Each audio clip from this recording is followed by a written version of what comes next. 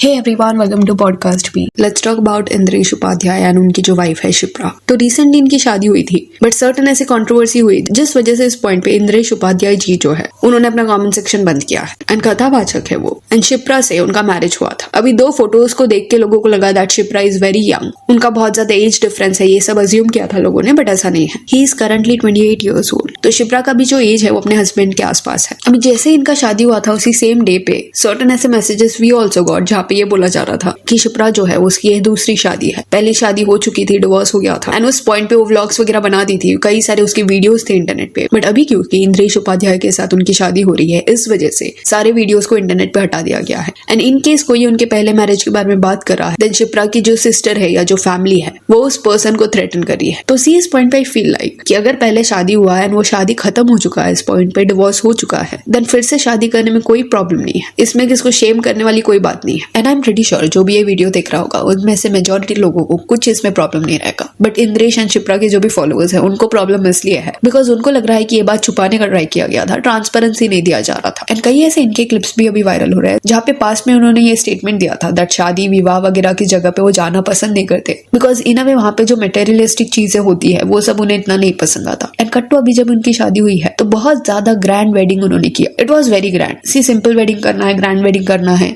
हर एक इंडिविजुअल का अपना चॉइस है। बट प्रीचर्स के केस में होता क्या है that if you are preaching something and not following it, then आपके जो फॉलोअर्स है वो डिसअपॉइंट होंगे। एंड यहाँ पे फॉलोअर्स की भी गलती है। Reason being they were saying something कि शिप्रा जी को हम गुरु माँ के पोजीशन पे कैसे रख सकता है, उनकी तो दूसरी शादी है, ये सब उन्होंने बताया नहीं। But I want to know this कि किसको भी इतने डिवाइन पोजीशन पे क्यों रखना है। नॉट सेइंग आप अपने फेथ को फॉलो मत करो, बिलीफ मत रखो, but end of the day कोई भी रिलीजन से आप क्यों ना हो, प्रीचर्स जो होते हैं वो ह्यूमंस रहता है, उनमें भी कोई ना कोई फ्लॉज रहेंगे, गलतियां वो करेंगे। तो जब आप इतना ज्यादा हाई एक्सपेक्टेशन रखते हो या इतने ज्यादा ऊपर के पोजीशन पे उनको रख देते हो, उन्होंने जो बोला वो डायरेक्टली सही ये मान लेते हो, then that is not the right way. Not saying आप उनको फॉलो मत करो, सुनो मत, बट ब्लाइंडली किसका फॉलोअर बन जाना इज रियली स्कैरी। एंड लोग जो है वो एट टाइम सवाल पूछने से डरते हैं। ये सिर्फ इंद्रेश जी के बारे में नहीं है, कोई भी अगर आप सेशन में जा रहे हो एंड कोई आपको प्रीच करके कुछ बता रहा है एंड आपके मन में सवाल आ रहा है एंड आपको ऐसा लग रहा है कि this is wrong, but still because सामने वाला आपके अकॉर्डिंग इज वेरी करेक्ट, कुछ भी गलत वो पर्सन नहीं बोल सकता, एंड ऐसे ही आप उनकी बात मानते हो, then I don't think so correct way है। हमें खुद का माइंड दिया गया है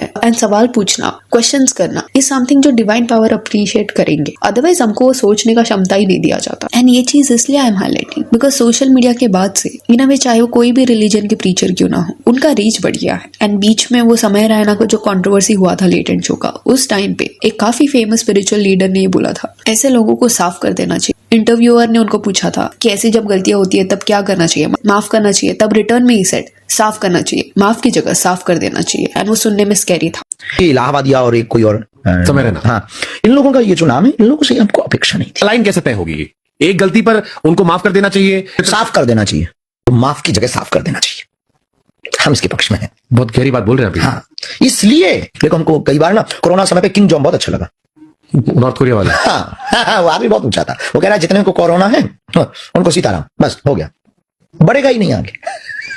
एक बेसिक चीज है कि अगर आप बहुत ज्यादा स्पिरिचुअल पर्सन हो तो काइंडनेस उसका बाय प्रोडक्ट है, वो आ ही जाएगा आपके अंदर, एंड डायरेक्टली आप इतना एक्सट्रीम मेजर नहीं उठाओगे। एंड ये पूरा डिस्कशन इंद्रेश उपाध्याय उनकी वाइफ के बारे में नहीं था, बट क्योंकि ये कथावाचक के बारे में ऑलरेडी हम बात कर रहे थे, इस वजह से ऐसे एक्सट्रीम साइड के बारे में भी हमने टच कर लिया। एंड प्रीचर्स के केस में ही होता है क्योंकि आप सर्टेन चीजें लोगों को सिखाते हो, एंड इससे होता क्या है कि लोग आपको एक हाई पोजीशन पे रखते हैं। तो अगर उनको ऐसा लगता है कि जो चीजें आप बोल रहे हो वो खुद नहीं फॉलो करते या कुछ चीजें छुपा रहे हो, ट्रांसपेरेंसी नहीं है, देन वो जो डिसअपॉइंटमेंट उनको फील होता है वो फिर हेट में कन्वर्ट हो जाता है। मे बी कोई नॉर्मल पर्सन होता तो शायद इतना बड़ा इशू नहीं बनता। सो यार that's it for this video. Do let me know कि आपका इसके बारे में क्या कहना है। If you want to follow us on Instagram, जिसका लिंक आपको डिस्क्रिप्शन में मिल जाएगा। और ये वीडियो अच्छी लगी तो लाइक एंड शेयर करें, और ऐसे और अपडेट्स के लिए चैनल को प्लीज सब्सक्राइब करें। Thank you.